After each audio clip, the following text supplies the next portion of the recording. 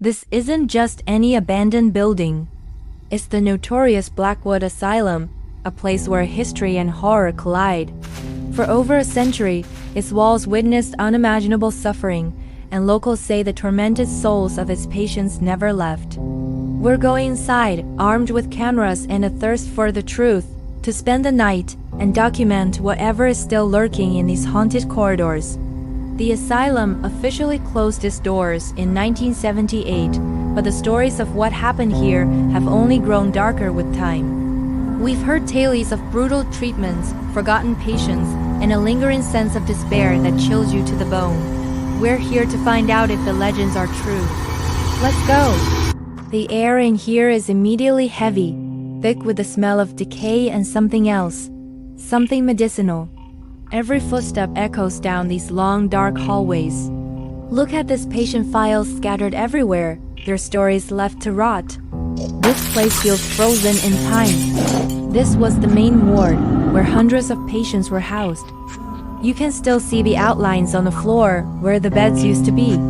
The paint is peeling, revealing layers of history, each one darker than the last. It feels like we're being watched from every shadow. The silence is deafening, but it's not empty. It's a waiting silence. We're now heading towards the old operating theaters. Local historians told us this was one of the most feared parts of the asylum. Patients were brought here for experimental procedures, many of which were crude and barbaric. The equipment is still here, rusting away. Imagine the fear of being wheeled into this room. The energy is so oppressive. I'm feeling a sudden drop in temperature right here. It's like walking into a freezer. My camera battery just drained from full to 10% in a matter of seconds. That's not normal. There's definitely something here with us. Did you hear that? It sounded like a whisper, coming from down the hall. Let's go check it out. It's coming from this room. It's a child's ward. Look at the drawings on the walls, faded but still visible. It's heartbreaking to think about the children who lived and suffered here. The whispers seem to come from this corner. My EMF meter is going crazy right now. It's spiking into the red. We've set up a spirit box to see if we can communicate with whatever is here. Is there anyone here who wants to talk to us? What is your name? The box just said a word. It sounded like help. My blood just ran cold. This is intense. We're venturing deeper now into the basement. This is where the most disturbed patients were kept, in complete isolation. The stories about the basement are the most terrifying. It's pitch black down here, and the air is damp and stale. These are the isolation cells. The doors are solid steel with just a small slot.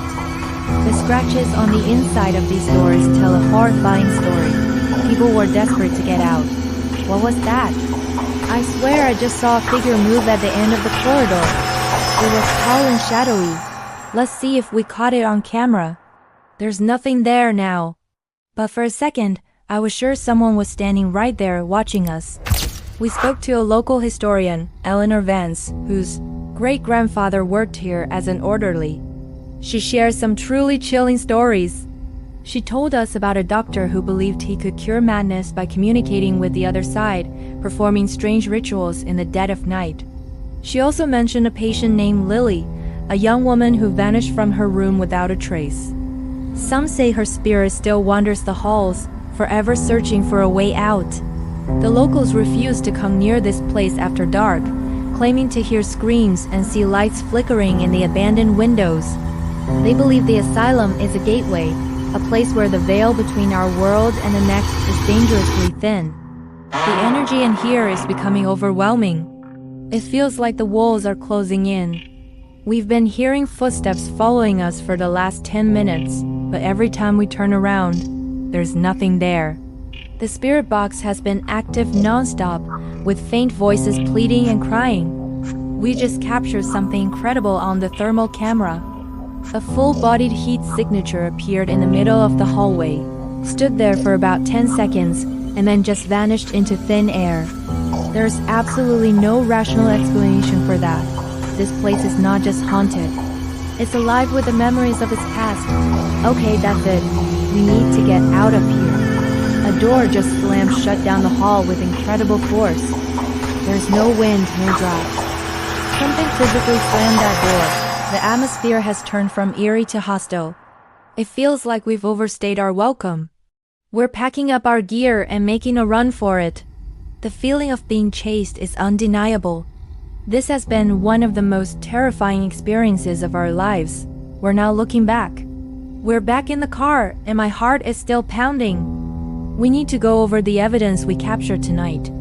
Looking back at the footage, the shadow figure in the basement is clearer than we thought. It's a definite dark mass that shouldn't be there, and the voice we captured on the recorder.